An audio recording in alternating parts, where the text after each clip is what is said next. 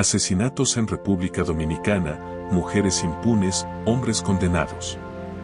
Súmate a la lucha por una justicia real, suscríbete a este canal. Si quieres denunciar estos abusos y ayudar a cambiar este sistema corrupto, suscríbete a nuestro canal y únete a esta causa. Solo con la unión de todos podemos exigir un cambio y garantizar que la justicia sea aplicada por igual, sin importar el género del acusado. Miren este video, en él se muestra a una mujer agrediendo a un hombre, quien se muestra temeroso de defenderse.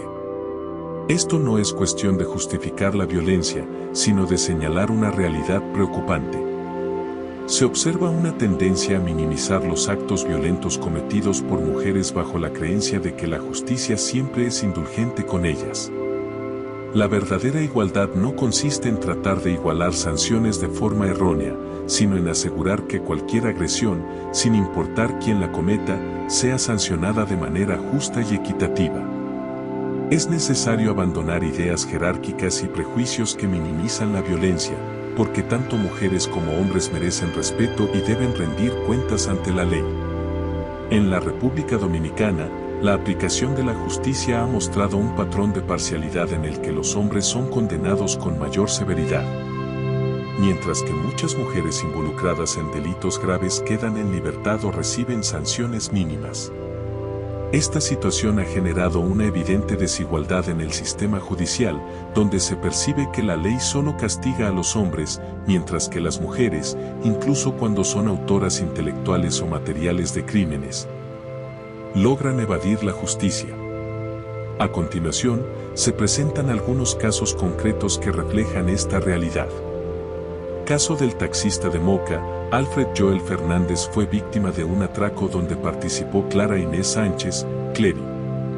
Donde Clery llamó al taxista para que Manuel Antigua Veras, conocido como Salcocha junto a Julio José Vargas Díaz, Ñacoña o Bulín, secuestraran este taxista y luego le dieran muerte. Caso de Bonao, muerte de Jeffrey Alexander Tavares. En este caso, se señala la participación de Daurisa Manuela Burgos Santos en la muerte de Jeffrey Alexander Tavares. Sin embargo, la justicia no ha actuado con la misma rigurosidad con la que lo haría si el responsable fuera un hombre. Caso de Villa Olga, Moca, año 2016. Dariana Polanco Tejada fue acusada de orquestar el asesinato de su esposo José Rodríguez. Para ello, contó con la colaboración de Pedro Emanuel Tejada Mercedes, Edwin Ramón, El Mocanito, y otro individuo conocido como Capitán. A pesar de ser la autora intelectual, la justicia dominicana ha demostrado en otros casos que las mujeres suelen recibir penas más leves o incluso quedar en libertad. Caso de Tomás Rafael Sosa Rodríguez, año 2015. Tomás Rafael Sosa Rodríguez fue acusado de la muerte de 3 mujeres en Moca. Sin embargo, un video muestra cómo una de las víctimas lo agredió antes del incidente.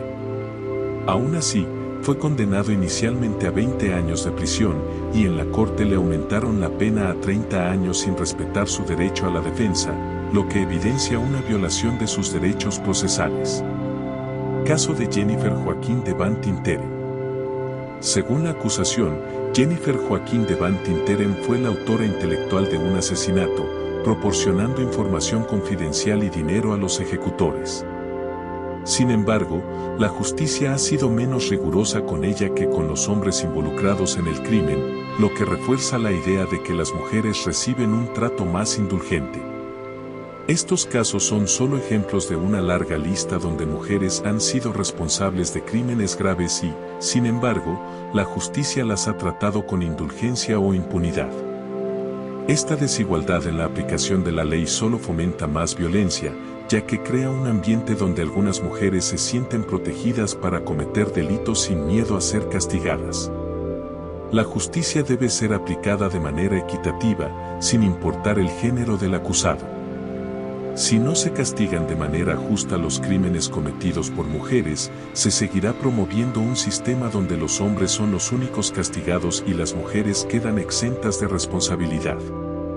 Para lograr una sociedad más justa, es fundamental que la ley se aplique con el mismo rigor para todos y todas, sin distinción de género.